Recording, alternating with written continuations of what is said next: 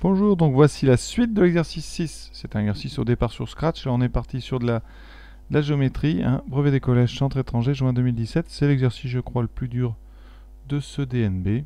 Donc, pour ça qu'on va faire ça calmement.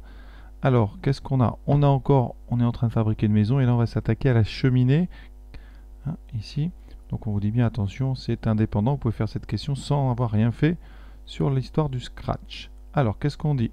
H, E, A sont alignés, donc ici vous avez 3 points alignés. Alors, vous pouvez, si vous voulez, refaire la figure sur votre copie, hein, ça fait toujours du bien. Comme ça, on s'approprie.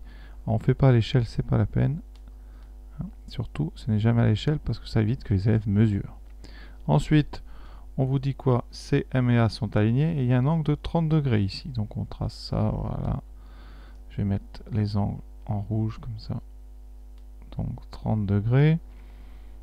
On a donc EM et HC sont perpendiculaires à AH. Donc ici, vous avez des beaux angles droits que je matérialise avec les petits codages. Voilà. Et en bas, vous retrouvez donc le point C et le point M. Voilà, la figure est là. J'ai tout mis, c'est bon. Et on vous demande de calculer quoi? Alors, donc EM. Ensuite, HC. Alors HC, c'est le grand côté ici. Et HE. Voilà, on va quand même coder. Mais qu'est-ce qu'on connaît dans la figure? Qu'est-ce qu'on connaît? Alors, on nous donne AM égale 16. Donc on connaît AM. AM égale 16. Donc vous avez ici 16 de là à là. MC égale 10. Et MC, oui, vous avez 10 ici. MC égale 10. Première chose, vous pouvez tout de suite trouver par exemple AC et vaut donc 26. Bon, c'est pas forcément utile, mais ça. Voilà, alors qu'est-ce qu'on peut faire? On vous demande d'abord, on va faire dans l'ordre, hein, vraiment. On va essayer de trouver EM. Comment trouver EM? Alors, donc on s'attaque à EM. Vous avez ici un petit triangle, hein,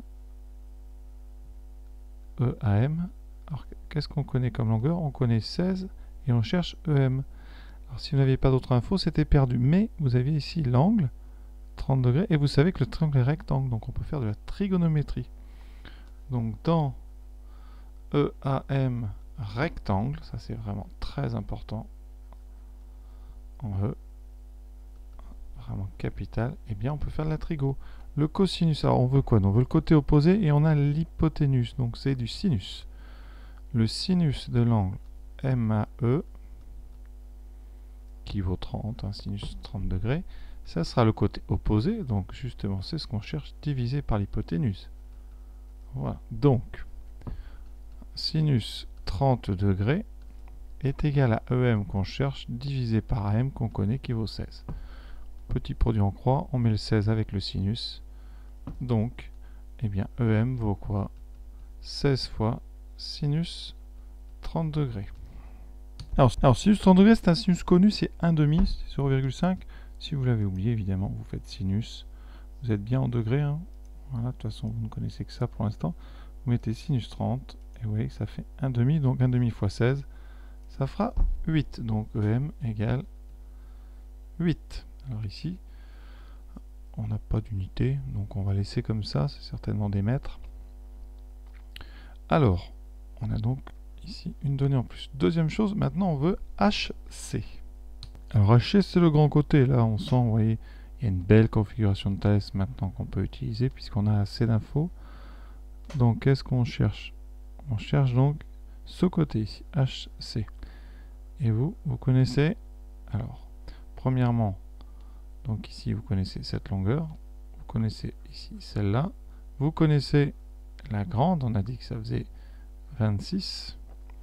Donc on a petite longueur, grand, petite, donc on peut utiliser Thalès.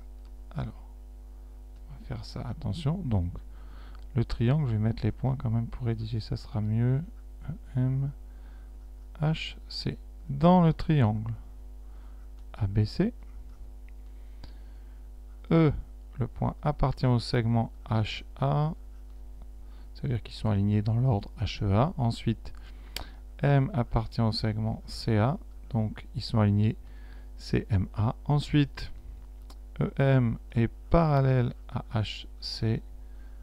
Donc, d'après la propriété, le théorème de Thalès,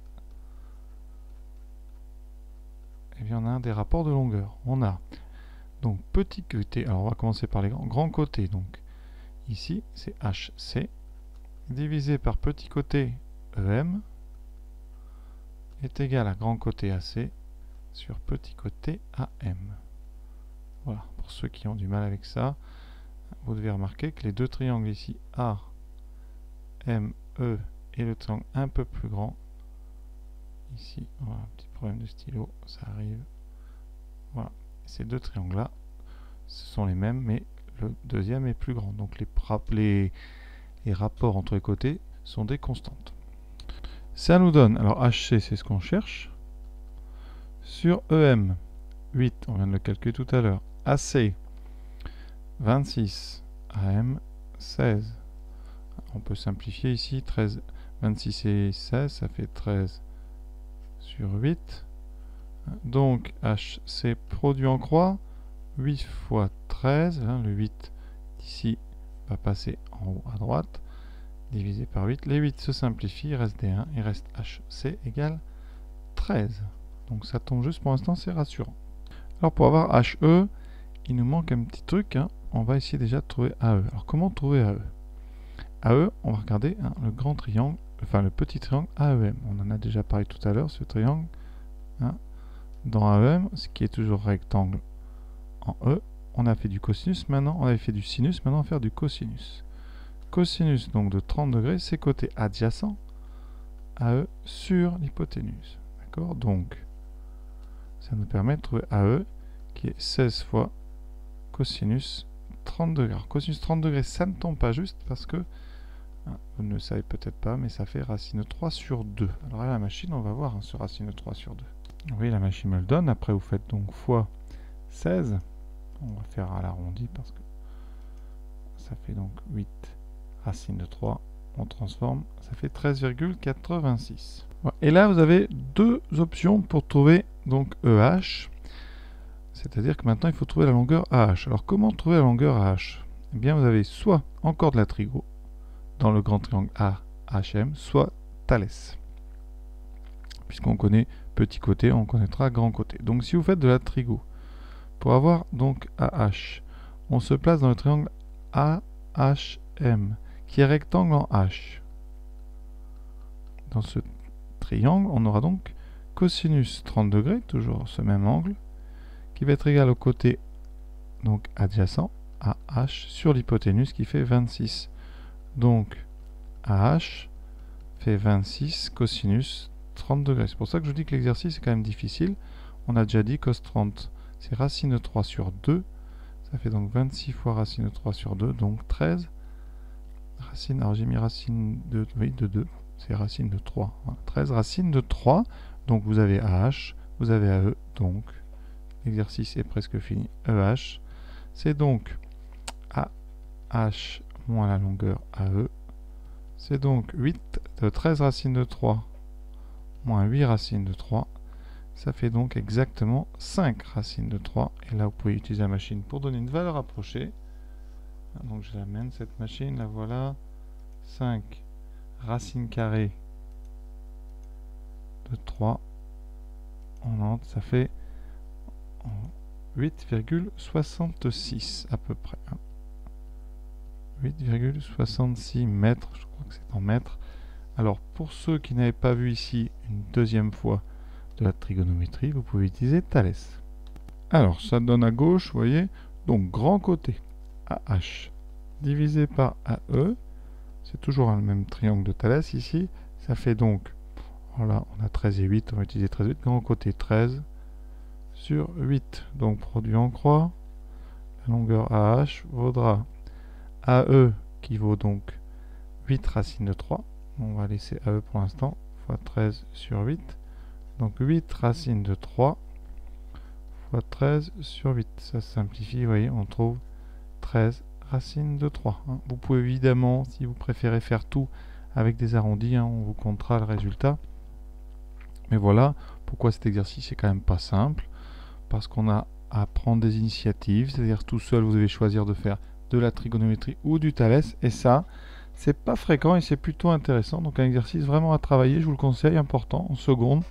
Quand l'an prochain, vous aurez besoin un petit peu de prendre des initiatives, et quand vous serez en première, ça sera beaucoup, hein, beaucoup ça, votre travail, c'est commencer à réfléchir, savoir prendre un problème avec tel théorème ou tel autre.